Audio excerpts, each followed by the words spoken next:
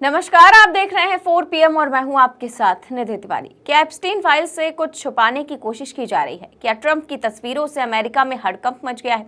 क्या Epstein files के बाहर आने से अमेरिका की सत्ता में परिवर्तन हो सकता है? तो जब से एप्स्टीन फाइल्स सार्वजनिक हुई हैं, दुनिया भर में इसकी खूब चर्चा हो रही है। इन फाइल्स से निकली तस्वीरें सोशल मीडिया पर भयंकर तरह से वायरल हो रही हैं। जेफरी एप्स्टीन फाइल्स की पहली खेप में जो तस्वीरें जारी हुई थी, उनमें पॉप आइकन माइकल जैक्सन, मशहूर रॉक सिंगर मिक जैगर और अमेरिका के पूर्व राष्ट्रपति बिल क्लिंटन शामिल थे।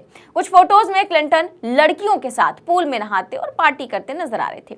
लेकिन जिन तस्वीरों ने सबसे ज्यादा सबका ध्यान खींचा, वो थी अमेरिकी राष्ट्रपति डोनाल्ड ट्रंप की तस्वीरें। जी हाँ, ट्रंप की तस्वीरों के बाहर आते ही अमेरिका की राजनीति में इतनी उथल पुथल मची कि रातों रात अमेरिकी प्रशासन ने प्रेसिडेंट ट्रंप की तस्वीरों को बिना कोई कारण बताए वेबसाइट से गायब कर दिया, जिसके बाद इतना हंगामा मचा कि अमेरिकी प्रशासन को झुकना पड़ा और फिर से इन तस्वीरों को सार्वजनिक करना पड़ा। तो ऐसे में सवाल उठता है कि आखिर ऐसा इन तस्वीरों में क्या था जिसे अमेरिकी प्रशासन छुपाना चाह रहा था और जिसके दबाव में आकर इन्हें फिर से अपलोड किया गया।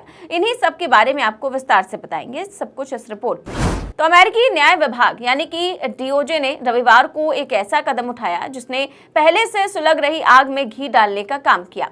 जेफरी एप्स्टीन से जुड़े दस्तावेजों में शामिल कुछ तस्वीरों जिसमें डोनाल्ड ट्रंप नजर आ रहे थे, उसे चुपचाप वेबसाइट से हटा दिया गया और फिर आलोचना के तूफान के बाद उतनी ही चुप्पे के साथ वापस भी डाल दिया गया।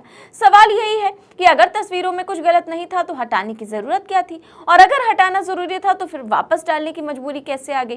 दरअसल पूरा मामला तब शुरू हुआ जब अमेरिकी न्याय विभाग की सार्वजनिक वेबसाइट से एप्स्टीन केस से जुड़ी कुल 16 फाइलें अचानक गायब हो गई। ये फाइलें पोस्ट किए जाने की एक दिन से भी कम समय में हटा दी गई। इनमें से एक फाइल में वो तस्वीरें थी जो एप्स्टीन के डेस्क या फिर क्रेटेंजा पर रखी चीजों के संग्रह का हिस्सा बताई जा रही थी।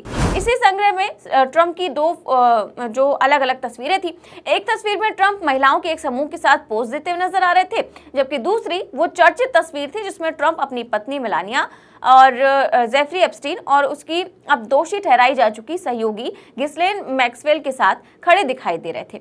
इन तस्वीरों का हटना कोई तकनीकी गलती नहीं था, बल्कि जानबूझकर लिया गया फैसला था। खुद न्याय विभाग ने एक्स पर एक पोस्ट में स्वीकार किया कि ये कदम उठाया गया है। हालांकि सफाई देते हुए ये भी कहा गया कि ये सब पीड़ितों की सुरक्षा के लिए किया गया। विभाग का कहना है कि न्यूयॉर्क के दक्षिणी जिले ने संभावित आगे की कार्रवाई को ध्यान में रखते हुए ये फैसला लिया था। अब तस्वीर हटते ही सवालों की बाढ़ आ गई। सोशल मीडिया से लेकर अमेरिकी संसद तक लोग पूछने लगे कि क्या ये जानकारी चुनिंदा तरीके से रोकी जा रही है? क्या कानून सबके लिए बराबर है या कुछ नाम ऐसे हैं जिनके लिए नियम बदल दिए जाते हैं? डेमोक्रेट नेताओं ने तो सीधे आरोप लगा दिया कि सरकार राष्ट्रपति ट्रंप को बचाने की कोशिश कर रही है। उनके मुताबिक जब बिल क्लिंटन, प्रेस एंड्रयू और अन्य प्रभावशाली लोगों की तस्वीरें बिना किसी झिझक के सार्वजनिक की जा सकती हैं, तो फिर ट्रंप की तस्वीरों से परहेज क्यों? और न्याय विभाग के अधिकारियों ने सफाई में कहा कि ये कोई राजनीतिक फैसला नहीं था, बल्कि एक प्रक्रिया का हिस्सा था। उनका दावा था कि पीड़ितों की पहचान उजागर होने की आशंका के चलते ये कदम उठाया गया। न्यूयॉर्क के सरकारी वकीलों ने पहले ही आपत्ति जताई थी कि कुछ तस्वीरों और दस्तावेजों में पीड़ितों की पहचान सही तरीके से छुपाई नहीं गई है। इसीलिए एहतियात के तौर पर इन 16 फाइलों को अस्थायी रूप से हटा दिया गया। जांच के बाद जब ऐसा कोई खतरा नहीं पाया गया तो फोटो को बिना किसी बदलाव के फिर से जारी कर दिया गया। लेकिन इस पूरी प्रक्रिया ने न्याय विभाग की पारदर्शिता पर सवाल जरूर खड़े कर दिए। CNN समेत कई मीडिया संस्थानों ने रिपोर्ट किया कि एप्स्टीन से जुड़े कई दस्तावेज अचानक वेबसाइट से गायब कर दिए गए थे। इनमें न सिर्फ ट्रंप की तस्वीरें थी, बल्कि कुछ अन्य फाइलों में आपत्तिजनक तस्वीरें और नोट्स भी शामिल थे। आलोचकों का कहना है कि अगर वास्तव में उद्देश्य सिर्फ पीड़ितों की सुरक्षा था, तो फिर इसकी स्पष्ट जानकारी पहले ही क्यों नहीं दी गई? डिप्टी अटॉर्नी जनरल को खुद सामने आकर कहना पड़ा कि इसका ट्रंप से कोई संबंध नहीं है। उन्होंने कहा कि पीड़ितों के अधिकारों से जुड़े समूहों ने ही फोटो हटाने की मांग की थी ताकि सही तरीके से जांच की जा सके। लेकिन दिलचस्प बात यह है कि जैसे ही फोटो वापस डाली गई, वही समूह फिर से सवाल उठाने लगे कि आखिर शुरुआत में से हटाने की जरूरत क्यों पड़ी। इस पूरे विवाद में पीड़ितों के वकीलों की आवाज भी काफी तेज रही। मशहूर वकील ग्लोरिया ऑलरेड ने खुलकर कहा कि कुछ दस्तावेजों में पीड़ितों के नाम और तस्वीरें ठीक से छुपाई नहीं गई, जो न सिर्फ कानून के खिलाफ है बल्कि अमानवीय अभी भी है।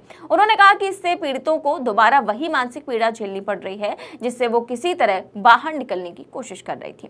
एक पीड़िता ने तो यहाँ तक कह दिया कि उसका नाम सार्वजनिक कर दिया गया, जबकि उसे अपनी ही फाइल देखने की इजाजत नहीं दी गई थी। उसके मुताबिक ये न्याय नहीं बल्कि एक और सजा है। आपको बता दें कि अमेरिकी संसद ने एक कानून पास किया था जिसके तहत शुक्रवार तक एप्स्टीन से जुड़ी सभी फाइलों को पूरी तरह सार्वजनिक किया जाना था, लेकिन अब तक जो दस्तावेज जारी किए गए हैं वो या तो अधूरे हैं या फिर भारी काट छांट के बाद सामने आए हैं। डेमोक्रेट नेताओं का कहना है कि सरकार जानबूझकर कुछ नामों और तथ्यों को छुपा रही है। उनके मुताबिक अगर सच में पारदर्शिता होती तो किसी भी फाइल को हटाने या एडिट करने की जरूरत ही नहीं पड़ती। सबसे विस्फोटक दावा तो उन दस्तावेजों में सामने आया है जिसमें डोनाल्ड ट्रंप का जिक्र है। अदालत में दायर कागजों के मुताबिक जेफरी एप्स्टीन ने कथित तौर पर ट्रंप की मुलाकात एक 14 साल की लड़की से कराई थी। ये घटना 1990 के दशक की बताई जाती है और जगह बताई गई है फ्लोरिडा का मारे-लागो रिजॉर्ट। दस्तावेजों में दावा किया गया है कि एप्स्टीन ने ट्रंप को कोहनी मारकर लड़की की ओर इशारा किया और मजाक के अंदाज में पूछा कि अच्छी है ना, और आरोप है कि ट्रंप ने मुस्कुराते हुए सहमति में सिर हिलाया। ये मुकदमा 2020 में एप्स्टीन की संपत्ति और गिस्लेन मैक्सवेल के खिलाफ दायर किया गया था। हालांकि इन दस्तावेजों में लड़की ने ट्रंप पर किसी तरह का प्रत्यक्ष आरोप नहीं लगाया है, लेकिन ये विवरण अपने आप में कई सवाल छोड़ जाता है। व्हाइट हाउस की प्रवक्ता उन्होंने इन खुलासों पर प्रतिक्रिया देते हुए कहा कि ट्रंप प्रशासन इतिहास का सबसे पारदर्शी प्रशासन है। उनके मुताबिक हजारों पन्नों के दस्तावेज जारी कर दिए गए हैं और हाउस ओवरसाइट कमेटी की जांच में पूरा सहयोग किया गया है। उन्होंने ये भी कहा कि ट्रंप ने एप्स्टीन से जुड़े डेमोक्रेट दोस्तों की आगे जांच की मांग की है, लेकिन बयान कुछ ऐसा था जैसे हमला भी और बचाव भी एक साथ किया जा रहा हो। दिलचस्प बात यह है कि जहां एक तरफ ट्रंप प्रशासन खुद को पारदर्शिता का प्रतीक बता रहा है, वहीं दूसरी तरफ ट्रंप और वॉर रूम नाम के आधिकारिक एक्स अकाउंट से बिल क्लिंटन की तस्वीरें पोस्ट की जा रही हैं।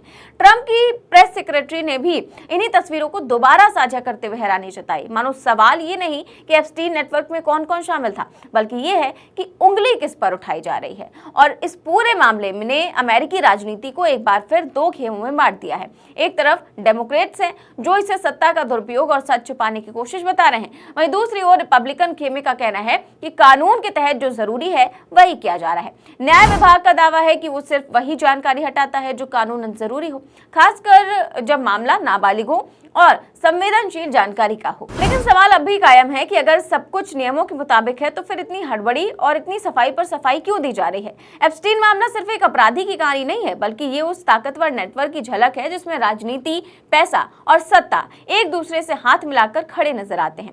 ट्रंप की तस्वीरें हटाना और फिर वापस डालना शायद इसी डर की कहानी है कि कहीं सच जरूरत से ज्यादा साफ ना हो जाए। फिलहाल सरकार कह रही है कि जरूरत पड़ने पर दस्तावेजों और तस्वीरों की दोबारा जांच होती रहेगी, लेकिन जनता का भरोसा इतनी आसानी से वापस तो नहीं आता, खासकर तब जब हर हटाई गई फाइल और हर वापस डाली गई तस्वीर अपने साथ एक नया सवाल छोड़ जाती है। सवाल ये नहीं कि फोटो में कौन दिख रहा है, सवाल ये कि फोटो हटाने का फैसला किसे बचाने के लिए लिया गया था और किसके दबाव में उसे फिर से लौटाया गया। यही सवाल एप्स्टीन फाइल्स को एक कानूनी मामला नहीं बल्कि एक राजनीतिक विस्फोट बना देता है। फिलहाल इस पूरे मामले को लेकर आप क्या सोचते हैं, हमें कमेंट बॉक्स में अपनी राय जरूर दें। चैनल को सब्सक्राइब भी करें और ज्वाइन भी करें। नमस्कार।